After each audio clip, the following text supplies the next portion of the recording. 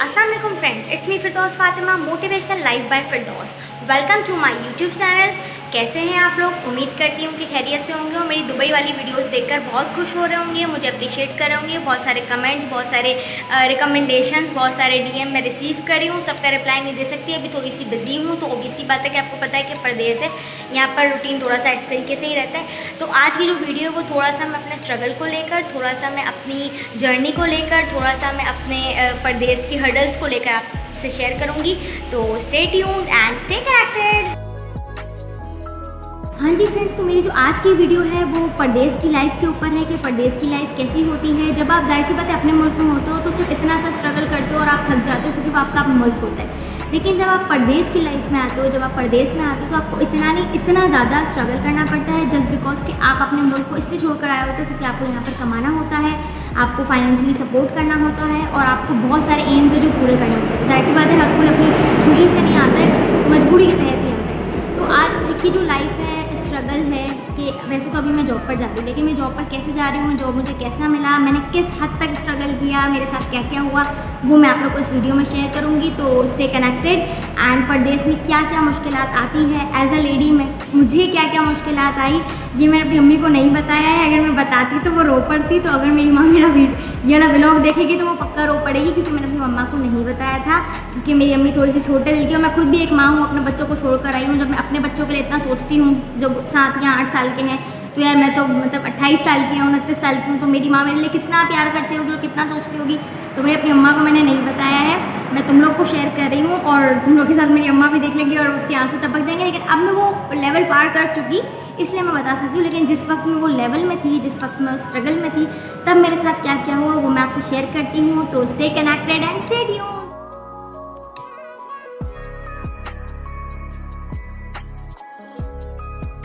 बताऊँ कि परदेश का सबसे मुश्किल तरीन मरहला जो मेरे लिए गुजरा था वो सबसे पहले उठकर अपने लिए नाश्ता बनाना था।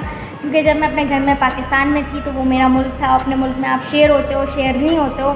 तो यहाँ पर ये था कि सारी चीज़ें खुद करनी पड़ती है, बर्तन खुद धोने पड़ते हैं, कपड़े खुद इस्त्री करने पड़ते हैं, कपड़े खुद धोने पड़ते हैं, नाश्ता खुद बनाना पड़ता है, नाश्ता खुद खाना पड़ता है। इसके अलावा भी बहुत सारी चीज़ें कि आपको पूरा रूम नहीं मिलता है, आपको किसी शेयरिंग करनी पड़ती है, आपकी प्राइवेसी डिस्टर्ब होती है, आपको सिर्फ एक बेड स्पेस दिया जाता है। मैं अपना बेड स्पेस भी आपको शेयर करूँगी दूसरे वीडियोज़ में।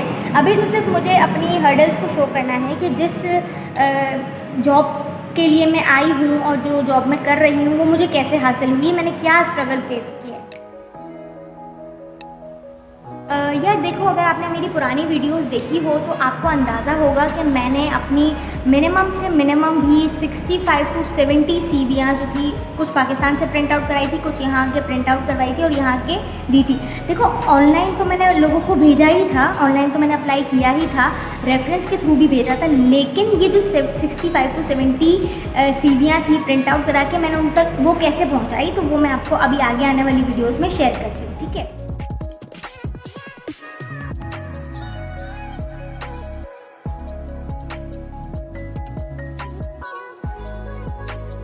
वीडियो को लाइक करना, शेयर करना और मेरे चैनल को सब्सक्राइब करना नहीं भूलिएगा। बेल आइकन को प्रेस कर दीजिए ताकि दुबई की आने वाली जितनी वीडियोज़ है वो आप तक फ़ौरन पहुंच जाएं।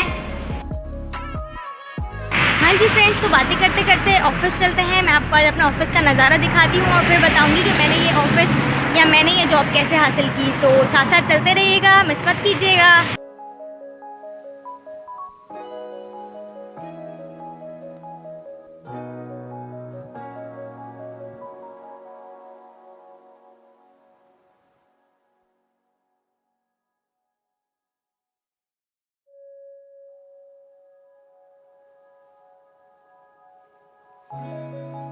तो फाइनली मैं ऑफ़िस पहुंच गई हूँ। ऑफ़िस में मेरा कैबिन कौन सा है, मैं किस डिपार्टमेंट में काम करती हूँ, मैं क्या काम करती हूँ, तो वीडियो को पूरा देखिएगा। मैं बाय वॉक ऑफ़िस जाती हूँ क्योंकि घर से सिर्फ 5-7 मिनट की ही ड्राइव पे नहीं, वॉक पे है। तो साथ साथ रहो, आज आपको ऑफ़िस दिखाऊंगी। ये ऑफ़िस मैंने मतलब ये काम मैंने कैसे हासिल किया और आप लोग कैसे हासिल कर सकते हो, आप कैसे अपॉर्चुनिटी को अवेल कर सकते हो। तो भाई स्टे कनेक्टेड।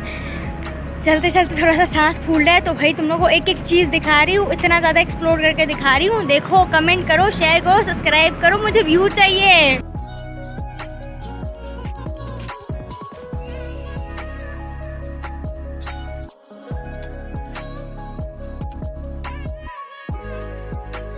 यार देखो, परदेश में सबसे ज़्यादा मुश्किल जो है ना, वो मैंने आपको बता दिया। मेरे लिए नाश्ता बनाना था, बनाकर खाना था, उसके बाद कपड़े धोना, कपड़े इस्त्री करना, कपड़े सेटिंग से रखना, सुबह ऑफिस की तैयारी करना, जल्दी सो जाना, जल्दी उठ जाना, 9 to 6 की ड्यूटी देखना। तो ये सब मेरे लिए थोड़ा सा मुश्किल था, लेकिन नामुमकिन नहीं था। और देखो, एक चीज़ कहना चाहूँगी कि जब तक आपके पास मुश्किल नहीं होती ना, तो आपको आसानियों का पता नहीं चलता। तो मेरा जो लाइफ था यहाँ पर, जो इतना टाइम गुजरा, वो स्ट्रगलिंग कैसे गुजरा, मैंने जॉब कैसे हासिल की, इसको मैं आपको बता रही हूँ इस वीडियो में। बेड स्पेस में आगे कभी दिखाऊंगी, क्योंकि वो अभी थोड़ा सा सेटल नहीं हुआ है, उसको सेटल करने के बाद दिखाऊंगी। फिलहाल आप देख लो कि मैंने जॉब कैसे सर्च किया, ठीक है।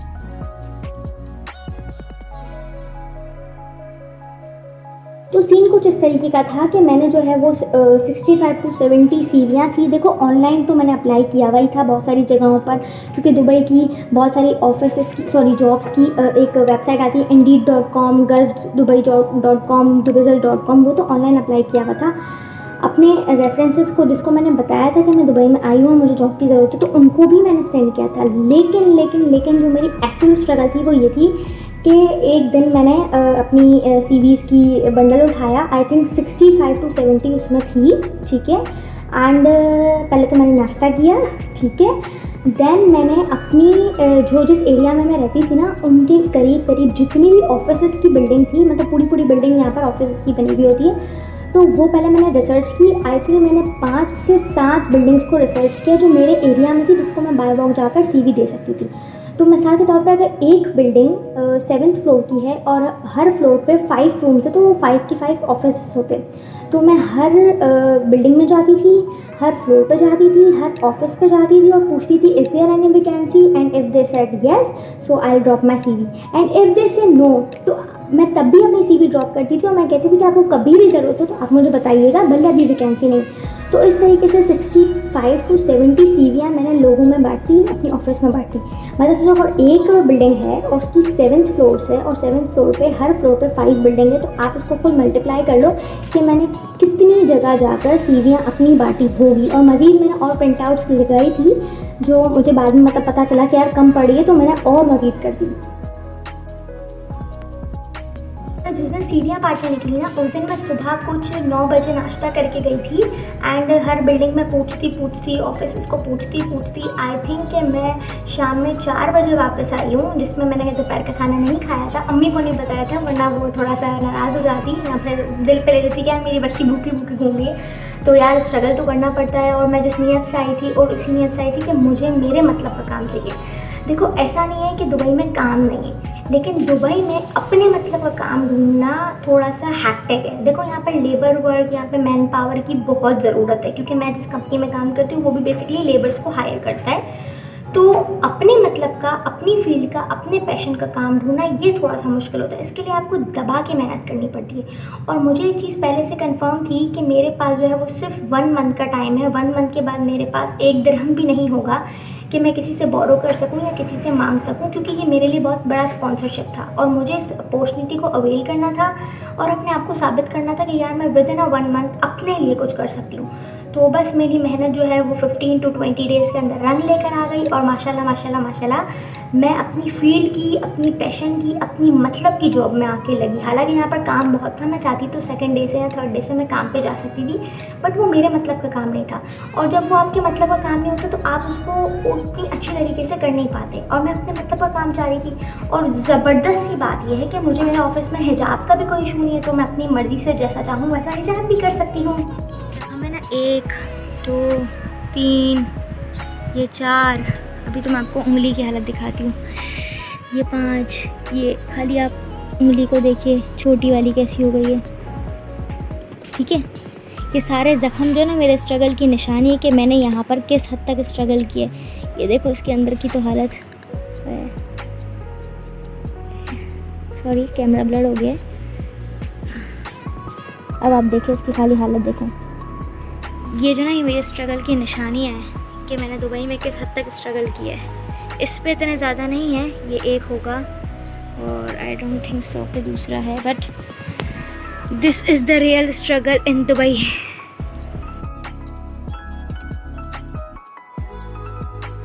अच्छा देखो, आज मैं जिस सीट पे बैठी हूँ वो बेसिकली एचआर डिपार्टमेंट की सीट है। सीन कुछ ऐसा था कि मैंने आपको पिछली सारी वीडियोस में अपना दिखाया था कि मैंने कितनी ज़्यादा सीवीओं की मतलब एक गड्डी उठाई थी, उसको मैं बांटने निकली थी। तो जब मैं यूएई में एंटर हुई तो बेसिकली ये एक स्पॉन्सरशिप था जो मुझे मिला गया था, जिसमें मेरी फ्रेंड ने मुझे कहा था कि फिरदौस मैं तुझे हाथ पकड़ के किचन तक पहुँचा रही हूँ। किचन में जाना, सामान ढूंढना, सामान ढूंढ कर खाना बनाना, प्लेट में परोसना और परोस कर खाना और उसको अच्छा लगना, वो तेरा काम होता है, ठीक है। तो आपको मैंने हाथ पकड़ के पाकिस्तान से लाकर किचन में छोड़ दिया। अब आप किचन में आओ, खाना बनाओ, वो आपकी ज़िम्मेदारी। अब आप वो कैसे करते हो, तो मैंने किस तरीके से किया था कि जब मुझे पता चला कि मुझ पर कोई स्पॉन्सरशिप कर रहा है और एक मेरे लिए बहुत अपॉर्चुनिटी थी अवेल करने के लिए कि भाई मुझे विदिन 1 मंथ अपने आप को साबित करना है और 1 मंथ में मुझे दिखाना है कि मैं किस तरीके से जॉब हासिल करती हूँ। तो मैंने क्या किया था, आगे सुनिए।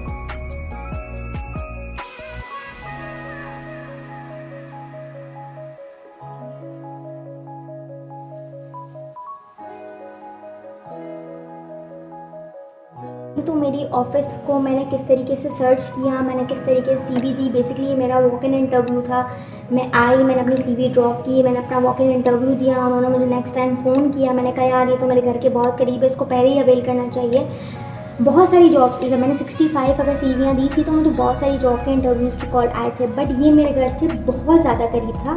तो मैंने सबसे पहले सोचा कि इसके पास जाते हैं। तो जब मैं यहाँ पर आई तो मुझे अपना काम मतलब का लगा, मुझे सैलरी अच्छी मिल गई, मेरे मतलब की मिल गई। तो ऑब्वियसली बात है कि बंदा कैलकुलेशन करता है पाकिस्तानी हिसाब से कि यार मुझे अगर मैं ट्रैवलिंग के 3 दिरहम भी बचा रही हूँ तो दैट्स मीन कि मैं पाकिस्तानी 150 या 200 रुपये बचा रही हूँ। तो वो भी मैंने नोट किया कि अगर मैं बाय वॉक आती हूँ तो मेरा 3 दिरहम भी जो आने जाने का लगता है, 3 दिरहम जाने का, 3 दिरहम आने का, अगर आप स्टेशन से स्टेशन जाते हो तो मेट्रो कार्ड यूज़ करके, तो मैंने वो भी कैलकुलेट करा कि अगर मेरा 3 दिरहम भी बच रहा है तो दैट्स मीन के पाकिस्तानी 150 या 200 रुपये भी बच रहा है। तो मुझे इसी अपॉर्चुनिटी को अवेल करना चाहिए। फिर मैं यहाँ पर आई, मैंने 7 डेज़ का ट्रेनिंग किया और ट्रेनिंग के बाद अल्हम्दुलिल्लाह I am accepted in my company. And मेरी कंपनी क्या है, क्या काम करती है, ये भी मैं आपको शेयर करूँगी आगे आने वाली वीडियोज़ में। बट मैं आपको बता दूं कि यहाँ पर लेबर पर की, मैन पावर की बहुत ज़रूरत है जो काम कर सकता है ऐसा। देखो मैं पढ़ी लिखी थी, मुझे अपने मतलब का ऑफिस वर्क चाहिए था तो मैंने वो ढूंढा, वरना मैं भी man power, housemaid, house holding, kitchen helper, packing work या फिर लोडिंग अनलोडिंग का काम कर सकती थी, लेकिन वो मेरी फील्ड नहीं थी और मैं करना नहीं चाह रही थी। तो इसलिए मैंने अपने मतलब का काम ढूंढा। अगर आप लोग को भी ऐसा कोई काम चाहिए तो आप मुझसे कांटेक्ट कर सकते हैं, क्योंकि बेसिकली मेरी जो कंपनी है वो थर्ड पार्टी है, हम लोग लेबर सप्लाई करते हैं। मैं आपको आगे आने वाली वीडियोस में मेरा पूरा बताऊंगी कि मेरी कंपनी बेसिकली करती क्या है, किस किस तरीके से हमारे पास जॉब अपॉर्चुनिटीज़ अवेलेबल होती है। तो स्टे ट्यून्ड, स्टे कनेक्टेड।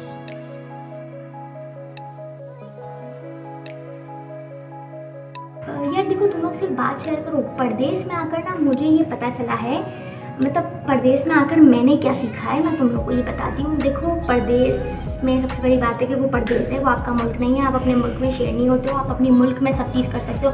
अपने मुल्क में तो यार ये बाइक निकाली, ये रिक्शा का किराया दिया और आप चले गए, लेकिन यहाँ पर ऐसा नहीं होता। बहुत सारे रूल्स एंड रेगुलेशंस होते हैं जो आपको like country to country vary करने होते हैं, उसको फॉलो करना होता है।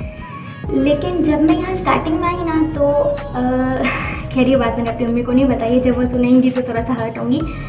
लेकिन मेरा टकराव बुरे नहीं, बहुत बड़े लोगों से हुआ था, बहुत बड़े लोगों से, ठीक है। लेकिन उस वक्त में अगर मैं अपनी हिम्मत तोड़ देती तो टूटी भी थी। अपने एक फ्रेंड को मैंने बताया था, माँ बाप से शेयर नहीं किया था, फ्रेंड से शेयर किया था कि भाई मेरे साथ ये प्रॉब्लम है। तो यार जब मैं स्टार्टिंग में आई थी ना तो मुझे पहले ही बुरे लोगों से मुलाकात करवा दी गई थी अल्लाह ने। तो उस टाइम पे मैं सोचती थी कि यार अल्लाह मैं ही क्यों, मुझे ही क्यों बुरे लोगों से मिलाया, मैं ही क्यों स्ट्रगल करूँ, मैं ही क्यों आजमाइश का हिस्सा बनूँ, मैं ही क्यों, मतलब हर दफ़ा फिर दोस्त क्यों। वो बुरा वक्त तो ख़त्म हो गया, अच्छा वक्त भी आ गया, वो बुरा वक्त गुजर भी गया, बुरे लोग भी चले गए। बट जो मैंने चीज़ सीखी ना वो ये सीखी कि यार अल्लाह अगर आपको बुरे लोगों से नहीं मिलाता ना तो आपको अच्छे लोगों की कभी कदर ही नहीं होती। मतलब आप कभी कदर ही नहीं कर सकते कि वो कितना अच्छा है, वो क्या है। तो मैं समझती हूँ कि अल्लाह ने मुझे जानबूझ के बुरे लोगों से मिलवाया ताकि फिरदौस आकर पहले बुराई देखो और फिर अच्छाई में घुसो।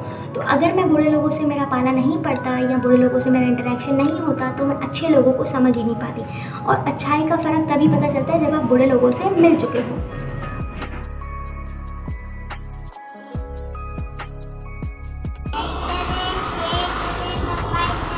सबसे सबसे बड़ी तकलीफ, सबसे बड़ा स्ट्रगल अपने बच्चों को अपने मुल्क में अपने माँ बाप और भाई भाभी के पास छोड़ना, बहन के आसरे पर छोड़ना थोड़ा सा तकलीफ दे है, लेकिन yes I am doing it. तो दुआ कीजिए कि अल्लाह मुझे हिम्मत दे।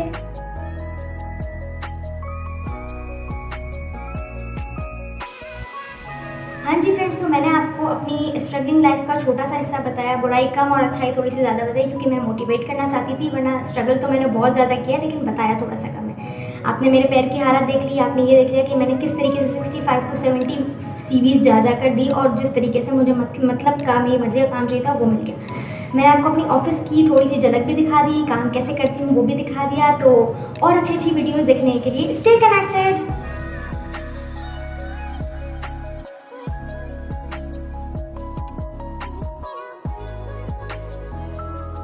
हाँ जी फ्रेंड्स, तो फिर मिलेंगे न्यू वीडियो में न्यू ब्लॉग के साथ। तब तक अपना बहुत ख्याल रखिएगा, मुझे दुआओं में बहुत याद रखिएगा। एंड यस, यहाँ पर लाइफ थोड़ी सी टफ है, तो ऑब्वियस सी बात है व्लॉग्स थोड़े से कम आएंगे, बट एडजस्ट कर लेना।